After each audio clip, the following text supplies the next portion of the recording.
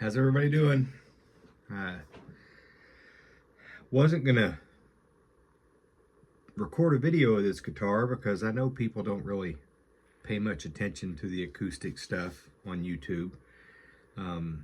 Guy brought this 12-string Fender Villager in because it needed a new nut. The nut's kind of been broken off on the side.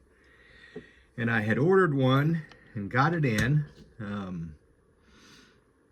right before I went on vacation. I just got back from a trip last weekend. And it's kind of an old beat up guitar. We didn't really know how old. I was just looking at the tuners and thinking, you know, maybe it's 70s. But then I looked, and I guess they still make these guitars. But I would say, I don't know if you can see the checking on that finish. That kind of looks like a nitro finish. I just don't know enough about the history of these guitars to know what changes they've made to them over the years. The frets are in pretty horrible shape. I'm not even sure if there's enough left there for me to try to re-crown. I'm gonna look and see how straight they are before I do anything with them. Anyway, I pulled the neck off, and we're looking at October of '68, so it's a little older than I thought. When I realized how old it was, I figured I would do a little better job cleaning it all up and trying to get it playable for the guy. This part of the decal was coming off right here. I glued that back down. It's got 3 screws in right here that somebody put in to reattach the top where it had come loose, which is unfortunate that somebody did that. I don't think he wants to take them out. We'll probably just leave them in there. They could be taken out and the top re-glued. That would be my recommendation. There was some bracing inside that had come loose. I've got that glued back up. Hopefully that'll hold. Some splits in the top a little bit. Nothing bad. It's not moving now that the bracing's back in there good, so probably just leave that alone.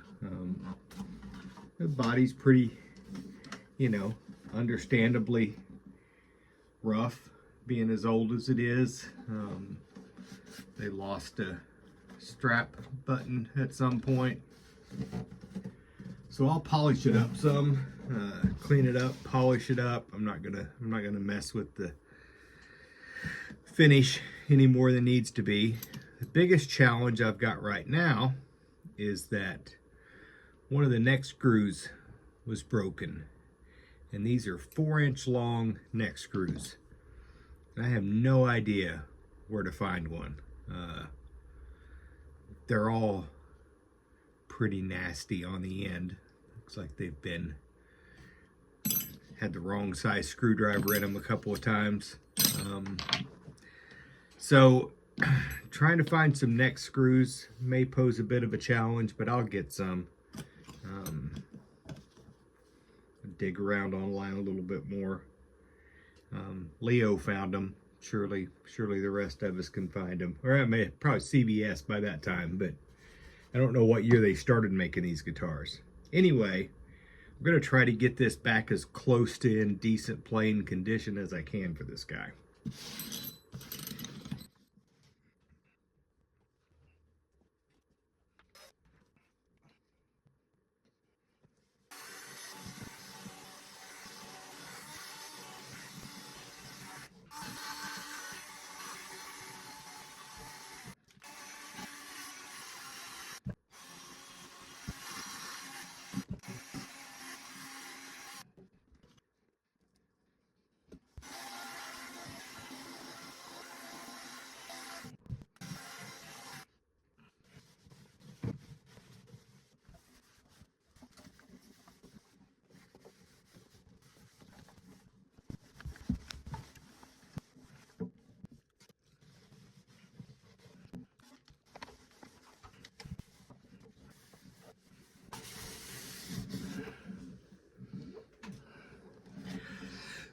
The other thing I'll point out is you can tell this, came with a pick guard.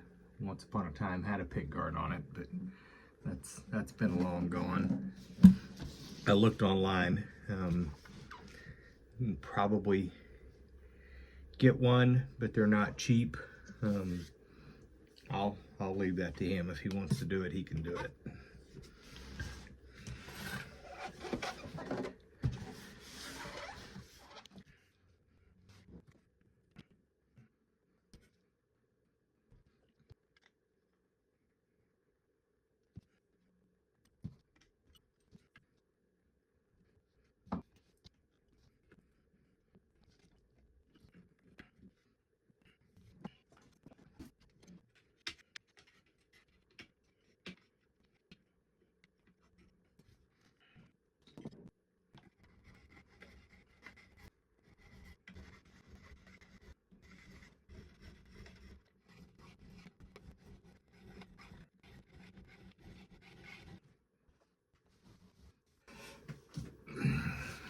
As kind of to be expected, most of the worst wear on the frets is on these three down here on this high E side, and you can kind of see the grooves in the fretboard from the years of playing. That's where most of the playing's happened, and that's where it's going to be the hardest to get a crown. It'll still be playable. It just won't be perfect. Yeah.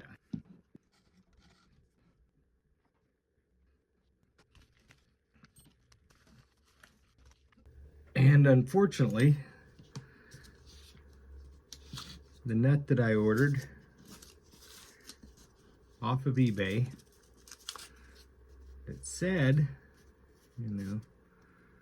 12-string villager. I'm sure they've probably changed manufacturing processes over the years, is a flat bottom nut. And this one here is obviously a curved bottom. So back to the drawing board on trying to find a nut. But we'll get it worked out. If we have to make one from scratch, we'll make one from scratch. All right, so here we are back with the Fender Villager. Package in the mail today, I think. And hope this is the right nut. I know it's a flat bottom, and so I'm gonna have to shape it to make it fit. It's also way too thick. Way too thick this way, so I'm gonna have to take it down some there as well. But I think it's the right width and the right string spacing. And that's what's pretty important and what I can't replicate any other way.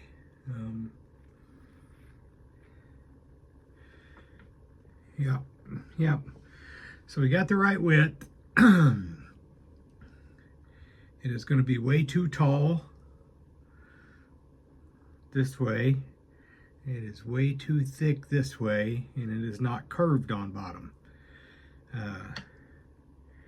Been trying to figure out, from what I can see, it looks like one way to shape a flat bottom nut to be a curved bottom is to put some sandpaper and use the fretboard as a guide. So I may do that, but it's going to need a lot of adjustment to fit, but I think we can get there.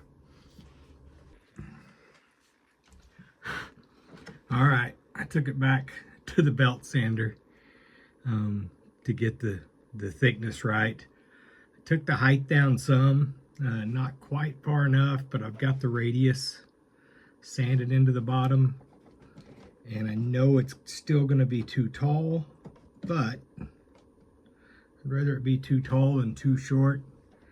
I can file those string slots down and then take some off the top after the fact. But I got a good snug fit, and I'm going to go with that.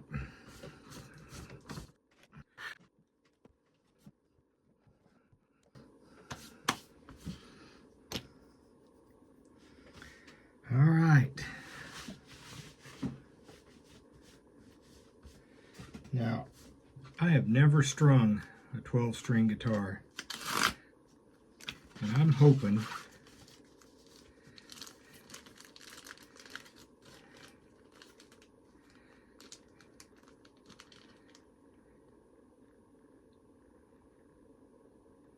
alright, so for 12-string sets, each pair of strings has the same color ball end.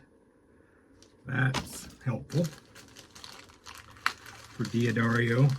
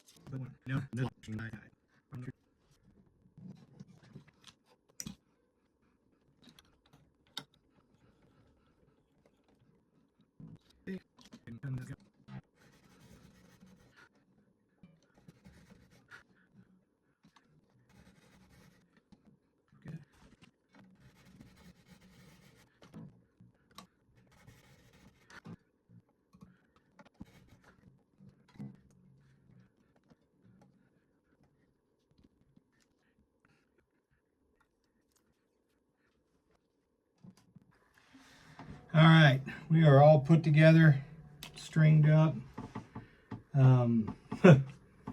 I did the one thing I always tell myself not to ever do. I filed one of those nut slots down too deep.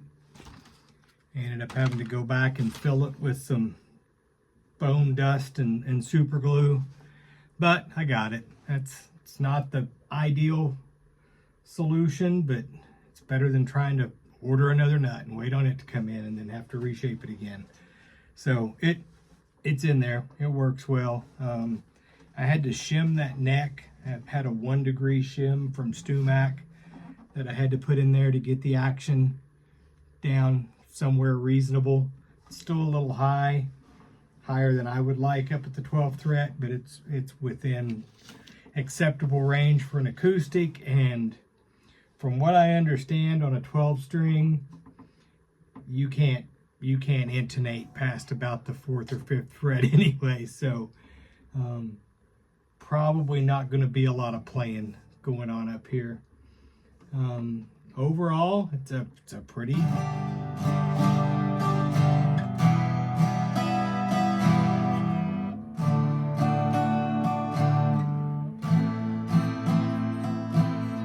I've never played a 12 string. It's a little awkward trying to make sure your fingers are covering both sets of strings.